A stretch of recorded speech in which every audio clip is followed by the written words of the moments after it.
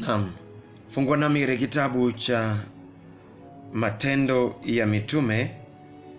Fungua nami katika kitabu cha Matendo ya Mitume, sura yake ni ya 20, mstari wake ni wa 9 hadi 12.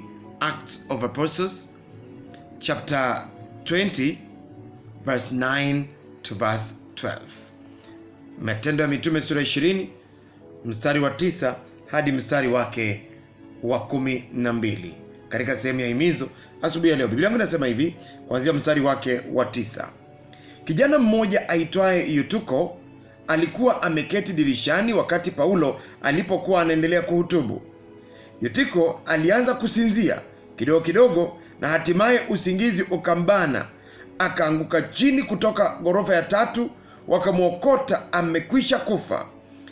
Lakini Paulo alishuka chini, akainama, akamkumbatia na kusema, msiwe na wasiwasi, maana kuna uhai bado ndani yake. Kisha akapanda tena ghorofani, akamega mkate akamega mkate akala. Aliendelea kuhubiri kwa muda mrefu hadi alfajiri, alafu akaondoka. Wale watu walimchukua yule kijana nyumbani akiwa mzima kabisa, wakapata kitulizo kikubwa. Naam, unapoangalia ni wakati ambapo Paulo alikuwa anahubiri, anatandika injili, na alipokuwa akitandika injili, kuna kijana mmoja alikuwa amekalia anaitwa Yutuko, alikuwa amekalia karibu na dirisha. It is so dangerous. Watu ambao hata ukiwa kwenye basi unasafiri unakaa karibu na dirisha, my friend, it is dangerous. Kwa hivyo akakaa karibu na dirisha na akaanza kusinzia. Unaona? Imagine injili inaendelea vile ambavyo wengine wetu tunakuwa pale kanisani, pastor anahubiri na tuna doze tu. Kwa hivyo naye akawa na doze. Na kilichofanyika ni kwamba akafika mahali sijui usingizi ukamzidi. Usingizi ambao unakuzidi mpaka unaanguka. Na si kuanguka hapo penye upo, kaangukia dirishani, akaanguka nje. Shaiona mtu ambaye analala alafu wale ambao wanatizama video labda ndio niona vizuri, analala alafu anaenda hivyo basi. Kwa hivyo kwa wale ambao wanatizama kwenye YouTube ni sawa, wanacheki. Sasa kwa hivyo unalala kichwa na kusijua kwa nini kichwa huwa mzito, hata mtu anaenda ndiye anashtukia. Kwa hivyo yeye badala ya kushtukia alienda na akaanguka nje ya dirisha na walikuwa ghorofa ya 3. Akatoteremka mpaka chini. Alipoteremka mpaka chini, Paulo of course kama binadamu tu wa kawaida kama mimi na wewe akashtuka, wakateremka chini. Of course wakateremka chini, akaenda akamkumbatia. Na alipomkumbatia akasema kuna uhai ndani mwake bado. Paulo hakumwombea, Paulo hakufanya chochote, bali aliwaambia tu msijali, msihofu, kuna uhai ndani mwake bado.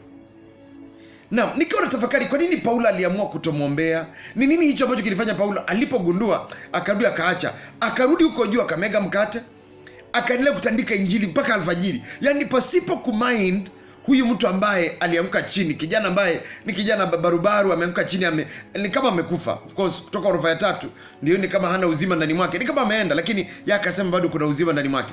Nafikiri labda alikuwa ameaga, maana kuna tafsiri zingine ambazo zinasema kwamba alikuwa shakufa.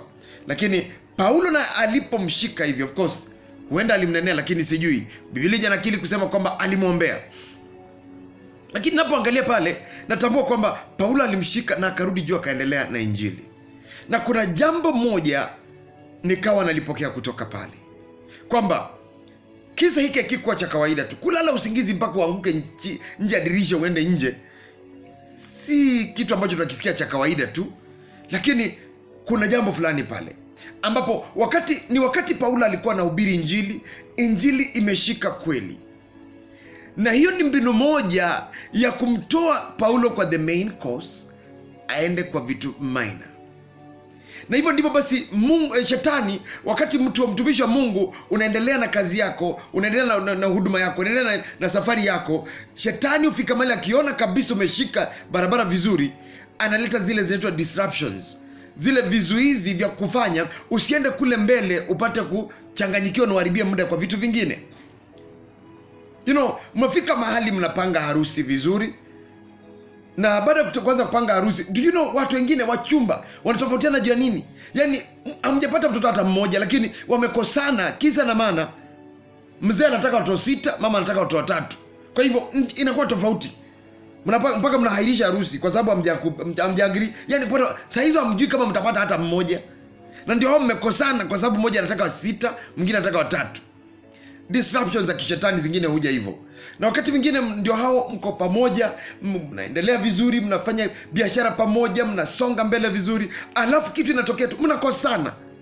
Over a very minor thing. Mnakosana, mna uhusiano mnaachana, kila mmoja anachukua share zake, biashara hii inaisha. Nikisambaratika hivyo, do you know what?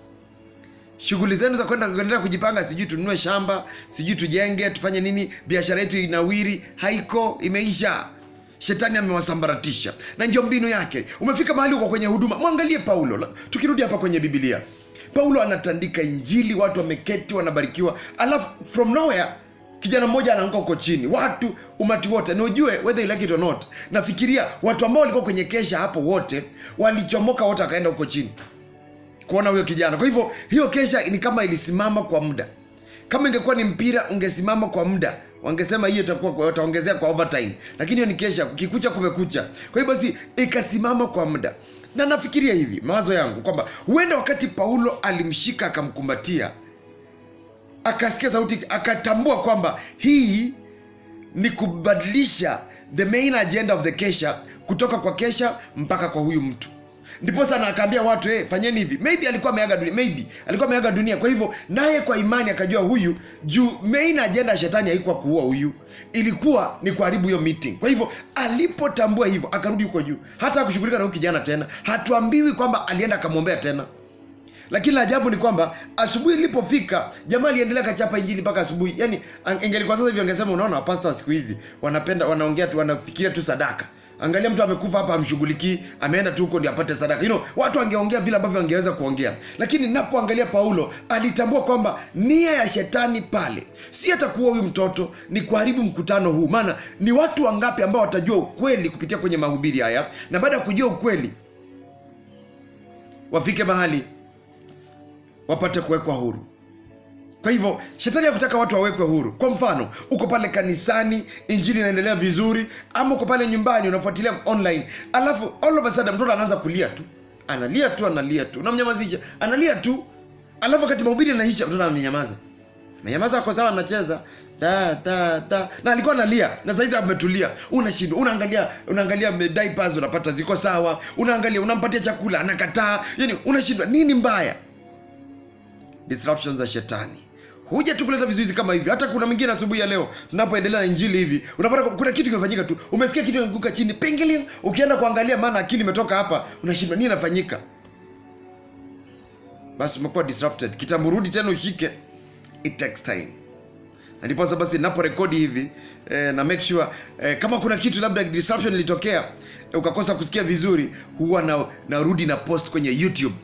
Ndio kama kuna pale ulikosa kushika, ulikuwa na shughuli za kwako, redio kapotea kidogo na kadhalika, basi una uwezo wa kurudi kusikiliza ili kusiwe na kisababu chochote. Kwa hivyo pote pale ulipo una make sure unatafuta tu pale kwenye YouTube Victor Mandala, alafu kishaenda pale Victor Mandala himizo, unapata ziko pale nyingi kulingana na kila topic moja wapo na yenye imewekwa leo, basi unapata moja kwa moja na unapata kuona kila ambacho ulikosa. Na una make sure umesubscribe. Ukisubscribe wakati ambapo na upload himizo lolote unalipata moja kwa moja. Kwa hivyo lisikupite lolote, usiwe na kisababu chochote.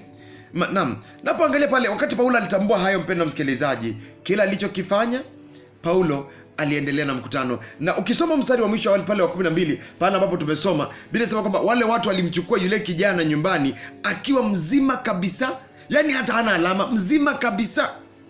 Wakapata kitulizo kikubwa, wakapata kutulizwa kwamba kumbe. Unajua watu wengine wangeona huyu jamaa anakuja kuhubiri ni sacrifice alitoa ama nini, wangeongea maneno ambayo wangeongea, lakini Mungu naye ni mwaminifu zaidi. Popote pale ulipopenda msikilizaji, nikujuze kwamba vizuizi vipo vingi katika maisha haya vya kufanya usiconcentrate na neno la Mungu, vya kufanya usiconcentrate katika ndoa yako. Kuna watu ambao wanapita pale, unajua kuna wale wanadada wametengwa, wako tu pale kazi yao tu wanataka kuharibu ndoa yako. Kuna wale wandugu wako tu pale vijizee, vina hela kweli, vimejipanga tu kuharibu ndoa yako we dada. Kwa hivyo kuwa makini sana. Disruptions ziko nyingi. Mnapanga harusi alafu ushaisikia mtu anasema nilikuwa na mchumba tumekaa naye miaka 2 miaka 3, alafu all of a sudden kuna mwingine akatokea hapa nikasikia nampenda sana na nikaenda ndio huyu ananitesa kwa ndoa.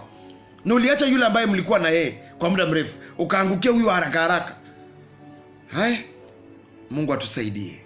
Disruptions ziko kwa wingi, lakini kuwa makini sana. Be sensitive in the spirit.